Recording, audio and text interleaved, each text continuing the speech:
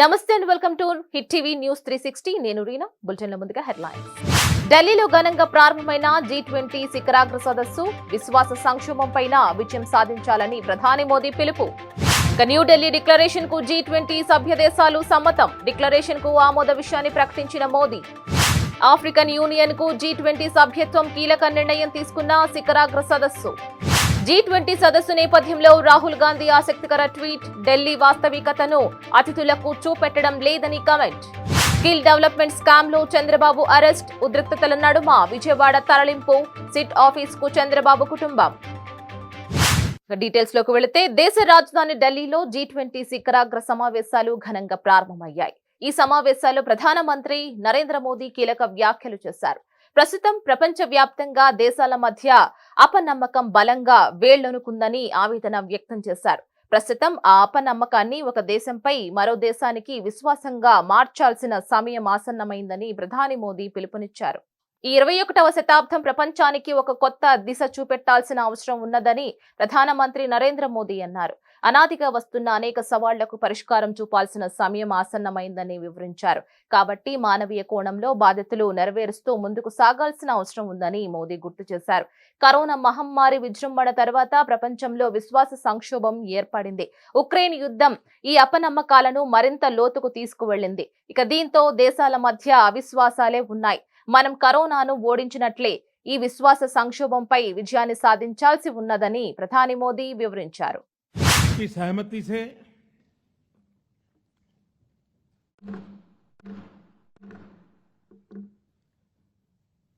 आगे की कार्रवाई शुरू करने से पहले मैं अफ्रीकन यूनियन के अध्यक्ष को G20 के स्थायी सदस्य के रूप में अपना स्थान ग्रहण करने के लिए आमंत्रित करता हूं. G20 శిఖరాగ్ర సదస్సు సందర్భంగా ప్రధాని నరేంద్ర మోదీ ప్రారంభోత్సవ ప్రసంగం చేశారు. కోట్లాది మంది భారతీయులు G20 సదస్సుతో అనుసంధానం అయ్యారని ప్రధాని తెలిపారు. దేశంలో 60 ప్రముఖ ప్రదేశాల్లో 200కు పైగా సమావేశాలు నిర్వహించినట్లు ప్రధాని గుర్తు చేశారు. ఆఫ్రికన్ యూనియన్ కు G20 సభ్యత్వం ఇవ్వడానికి నిర్ణయించినట్లు ప్రధాని తెలిపారు. G20 సభ్యుల ఒప్పందంతో యూనియన్ G20లో శాశ్వత సభ్యత్వం పొందినందున Union of Comoros president African Union chairperson Azali Assoumani తన సీటులో కూర్చోవాలని పీఎం మోదీ ఆహ్వానించారు. भारत की G20 प्रेसिडेंसी देश के भीतर और देश के बाहर इंक्लूजन का सबका साथ का प्रतीक बन गई है. भारत में ये पीपल्स G20 बन गया. करोड़ों भारतीय इससे जुड़े. देश के 60 से ज्यादा शहरों में 200 से ज्यादा अधिक बैठकें हुई. सबका साथ की भावना से ही भारत ने प्रस्ताव रखा था कि अफ्रीकन यूनियन को G20 की स्थायी सदस्यता दी जाए. मेरा विश्वास है कि इस प्रस्ताव पर हम सबकी सहमति है.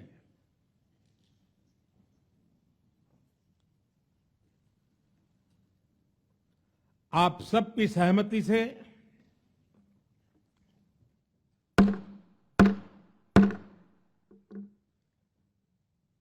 आगे की कार्रवाई शुरू करने से पहले मैं अफ्रीकन यूनियन के अध्यक्ष को G20 के स्थायी सदस्य के रूप में अपना स्थान ग्रहण करने के लिए आमंत्रित करता हूं. G20 సమావేశాల్లో కీలక పరిణామం జరిగింది. న్యూఢిల్లీ డిక్లరేషన్ కు G20 సభ్య దేశాలు సమ్మతం తెలిపాయి. ఈ జాయింట్ డిక్లరేషన్ కు ఆమోదం పొందిన విషయాన్ని ప్రధాని మోదీ స్వయంగా వెల్లడించారు. రష్యా ఉక్రెయిన్ యుద్ధం దాని చుట్టూ ఉన్న సవాళ్లపై G20 దేశాల సంయుక్త డిక్లరేషన్ కోసం కసరత్తు జరిగింది. ఉక్రెయిన్ పై యుద్ధానికి దిగిన రష్యాను G20 గ్రూపులోని చాలా దేశాలు వ్యతిరేకిస్తున్నాయి. భారత్ మాత్రం తటస్థ వైఖరి అవలంబిస్తున్నది. శాంతి కోసం చర్చలు జరపాలని సూచిస్తూ వస్తున్నది. ఈ నేపథ్యంలోనే రష్యా ఉక్రెయిన్ యుద్ధం కారణంగా జాయింట్ డిక్లరేషన్ పై G20 దేశాల ఆమోదం లభించడం కష్టమేనన్న అభిప్రాయాలు ఉన్నాయి. అయితే జాయింట్ డిక్లరేషన్ లో భాషలో పలు మార్పులు చేస్తూ ప్రకటనలను సవరించిన తర్వాత ఈ దేశాలు ఆమోదం తెలిపినట్లు సమాచారం. अभी अभी एक खुशखबरी मिली है। हमारी टीम्स के हार्डवर्क से और आप सभी के सहयोग से नई Delhi G20 leaders summit declaration पर सहमति बनी है। मैं इस डिक्लेरेशन को एडॉप्ट करने की घोषणा करता हूं। इस अवसर पर मैं हमारे मंत्रीगण, शेरपा और सभी अधिकारियों का हृदय से अभिनंदन करता हूं। अभी अभी एक खुशखबरी मिली है। हमारी टीम्स के हार्डवर्क से और आप सभी के सहयोग से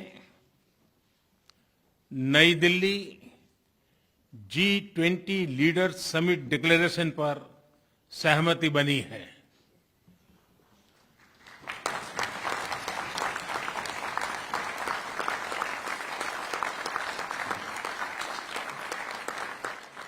मेरा प्रस्ताव है कि इस लीडर्स डिक्लेरेशन को भी एडॉप्ट किया जाए। मैं इस डिक्लेरेशन को एडॉप्ट करने की घोषणा करता हूं।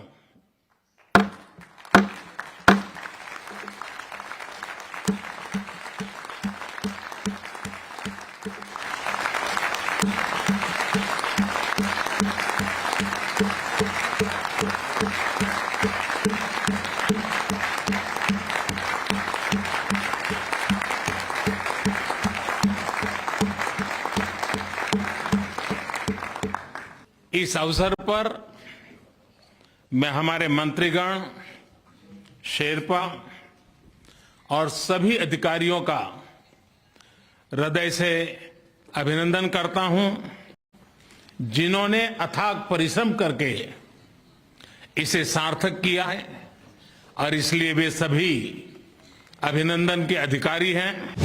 భారత్ అమెరికా దేశాలు పరస్పరం సహకరించుకుంటున్నాయని అమెరికా అధికార ప్రతినిధి మార్గరెట్ మొక్లియోడ్ తెలిపారు. అధునాతన టెక్నాలజీ రంగంతో పాటు కమ్యూనికేషన్ టెక్నాలజీ రంగంలో వస్తున్న మార్పులపై ఇరు దేశాలు పరస్పరం సహకరించుకుంటున్నట్లు మార్గరెట్ తెలిపారు. भारत में बहुत बड़े पैमाने पर सहयोग कर रहे हैं। हमारे DFC की तरफ से $8 बिलियन दे देंगे और इंडियन सरकार भी अपनी तरफ से इतना ही पैसे दे देंगे। हम क्वाड का ग्रुपिंग बहुत अहम समझते हैं। इंडिया तो बहुत महत्वपूर्ण है। हम समझते हैं कि ये बहुत अच्छी खबर है कि अफ्रीकन यूनियन एक मेंबर बनेंगे, जिसे आपने जॉइंट स्टेटमेंट में देखा। अमेरिका और भारत में बहुत बड़े पैमाने पर सहयोग कर रहे हैं, जिनमें से क्रिटिकल इमर्जिंग टेक्नोलॉजीज है, इंफॉर्मेशन कम्युनिकेशंस टेक्नोलॉजी है।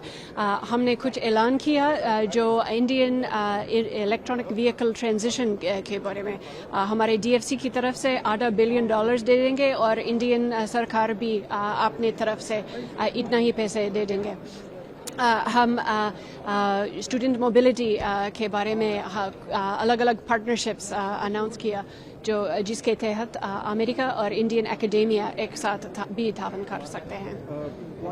इनवाइट से कितनी महत्वपूर्ण है ये विजिट होगी? ये जो इनवाइट है आपके हिसाब से ग्रुपिंग के बारे में मैं व्हाइट हाउस से पहले ऐलान नहीं कर सकूंगी, लेकिन इतना ही कह सकती हूँ कि हम क्वाड का ग्रुपिंग बहुत अहम समझते हैं और हम इंडिया के साथ हमारे नेताओं के मीटिंग्स मुलाकात होती रहती है। प्रेसिडेंट बाइडेन का ये कितना बड़ा इंक्रीज, क्योंकि ऑलमोस्ट कुछ महीने बाद फिर से हम एक्सपेक्ट कर सकते हैं, जो इन्विटेशन दिया है उसके हिसाब से कितना इम्पोर्टेंट है इंडिया इस कंटेक्स्ट?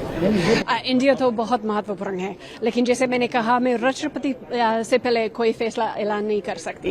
EU में एक्सपेंशन अफ्रीकन यूनियन अब G20 को कितना महत्वपूर्ण है? ये तो हम समझते हैं कि ये बहुत अच्छी खबर है कि अफ्रीकन यूनियन एक मेंबर बनेंगे। अमेरिका पहले से ही उनका मेंबरशिप सपोर्ट कर रहे हैं, क्योंकि हम समझते हैं कि ये G20 दुनिया के प्रीमियर फोरम, ऐसे दुनिया के सबसे बड़े इक्तिसादी मसला हल करने के लिए, और हम इसलिए G20 2026 में खुद मेजबानी करना चाहते हैं। इसमें आनंद का रिलेशन? हाँ, हम देखते हैं कि हमारे नेताओं के बीच में एक बहुत वार्म रिलेशनशिप है और ये तो हमारे लोगों के बीच का एक सिंबल होते हैं, क्योंकि अमेरिका और इंडियन लोग, खास करके हमारे इंडियन अमेरिकन्स, जो एक लिविंग ब्रिज बनते हैं, हमारे रिलेशनशिप का एक ड्राइविंग फोर्स। ఢిల్లీలో G20 సదస్సు జరుగుతున్న నేపథ్యంలో కాంగ్రెస్ ఎంపీ రాహుల్ గాంధీ ఓ ఆసక్తికర ట్వీట్ చేశారు. G20 సదస్సు కోసం వచ్చిన ఢిల్లీ వాస్తవికతను కేంద్ర ప్రభుత్వం అతిథులకు చూపెట్టడం లేదని రాహుల్ గాంధీ ఆరోపించారు. యూరప్ పర్యటనలో భాగంగా ప్రస్తుతం బ్రసెల్లో ఉన్న ఆయన భారత వాస్తవికతను అతిథుల నుంచి దాచాల్సిన అవసరం లేదని ట్వీట్ చేశారు. భారత ప్రభుత్వం మన పేద ప్రజలను, జంతువులను దాచిపెడుతోందని రాహుల్ గాంధీ ట్విట్టర్ వేదికగా మండిపడ్డారు.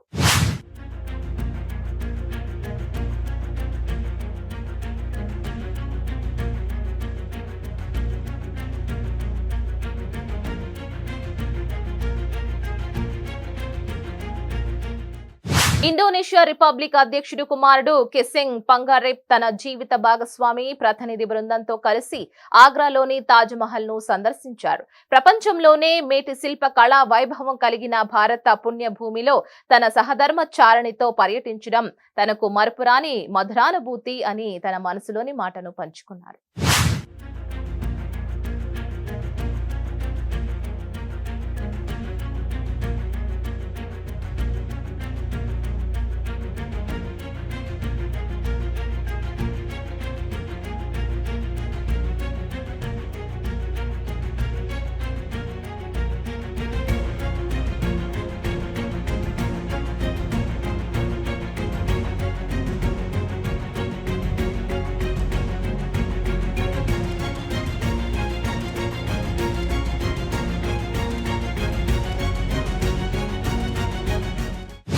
అస్సాం కేబినెట్ కీలక నిర్ణయం తీసుకుంది. రాష్ట్రం మొత్తం నుంచి AFSPA ఉపసంహరించుకోవాలని కేంద్రానికి సిఫారసు చేసింది.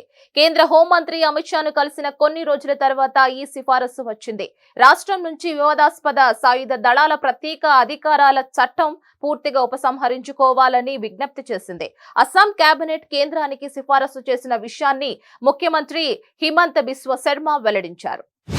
Assam government has today officially decided to request central government to withdraw Armed Forces Special Power Act completely from the state of Assam.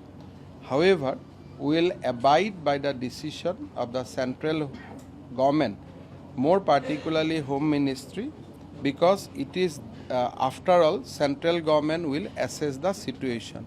However, so far state government is concerned, we have decided to recommend complete withdrawal of APSAPA.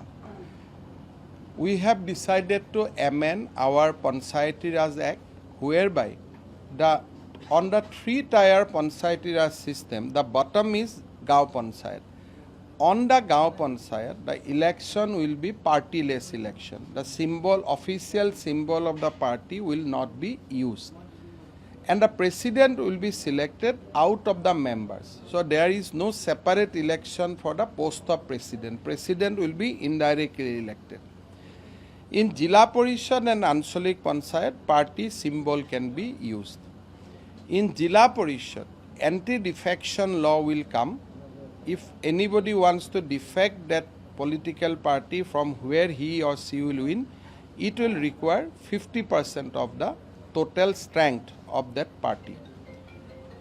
Also, we have decided that in all the three tier, no confidence motion will be brought only twice out of 5 years. Once at the end of 2.5 years and next one in between 2.5 years to 5 years. A historical decision has been taken that the Jila Parishad account will be now henceforth will be audited by the CAG, Comptroller and Auditor General of ఇక skill development కుంభకోణంలో Telugu Desam party అధినేత నారా చంద్రబాబు నాయుడును పోలీసులు arrest చేశారు. నంద్యాలలో ఆయన బస చేసిన RK function hall వద్దకు పెద్ద ఎత్తున చేరుకున్న పోలీసులు ఈ ఉదయం 6 గంటల సమయంలో అరెస్ట్ చేశారు. సిఆర్పిసి సెక్షన్ 51 కింద ఆయనకు నోటీసులు ఇచ్చి అరెస్ట్ చేసినట్లు పోలీసులు తెలిపారు.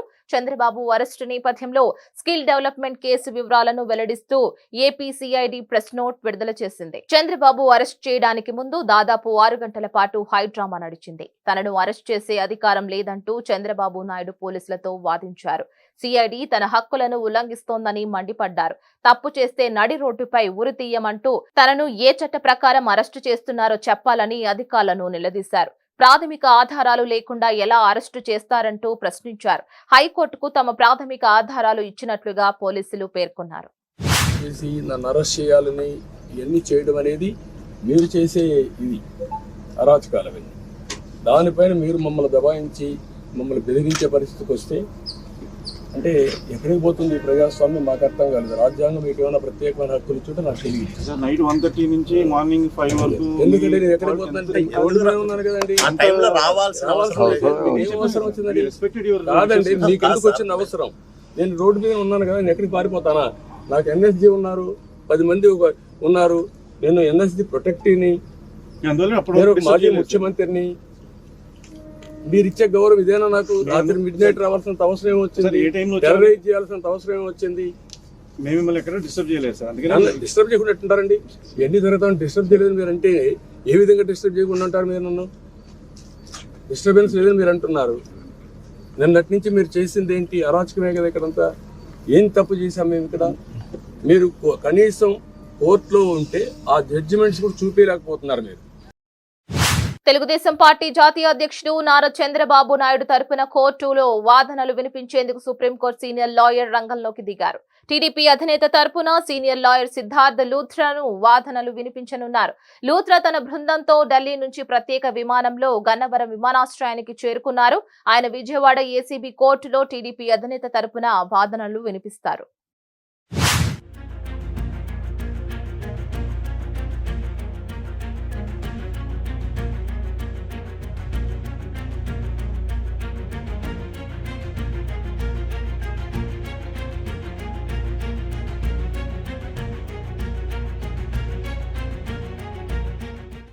టీడీపీ అధినేత చంద్రబాబు అరెస్టు విషయంలో సిబిఐ మాజీ డైరెక్టర్ ఎం నాగేశ్వరరావు ట్విట్టర్ ద్వారా స్పందిస్తూ ఆసక్తికర వ్యాఖ్యలు చేశారు. చంద్రబాబు అరెస్టు చట్ట విరుద్ధమని అన్నారు.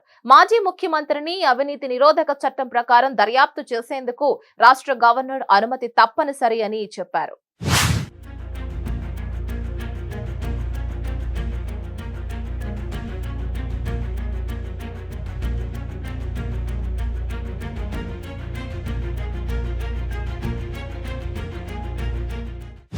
ఇక ఇవి ఇప్పటి వరకు ఉన్న అప్డేట్స్. మరిన్ని అప్డేట్స్ కోసం stay tune to hit TV.